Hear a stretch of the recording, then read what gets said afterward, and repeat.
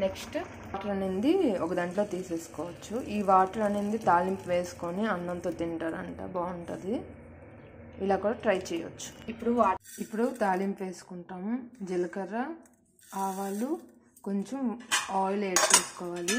ఇది మనము ముందుగా వాటర్ ఉంచుకున్నాం కదా, మ్యాంగో తాలూకా వాటర్ ఉడికించింది, అది దానికోసం అయితే మనం ఇప్పుడు తాలింపు అయితే ప్రిపేర్ చేసుకుంటున్నాం. దీంట్లో ఒక ఎండుమిర్చి యాడ్ చేసుకోవాలి. 1 స్పూన్ ఆయిల్ అయితే యాడ్ చేసుకున్నాం. స్టవ్ ఆన్ చేసి ఇప్పుడు తాలింపు అయితే ప్రిపేర్ చేసుకోవాలి. దీంట్లో కొంచెం కరివేపాకు యాడ్ చేసుకోవాలి.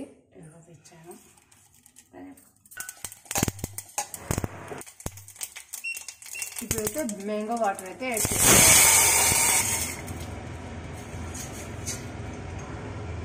దీంట్లో టేస్ట్ కోసం సాల్ట్ యాడ్ చేసుకోవాలి. ఇది చాలా టేస్ట్గా ఉంటుందంట, డెఫినెట్గా ట్రై చేయండి. మా నాన్నకి ఎక్కువ ఇష్టం అంట.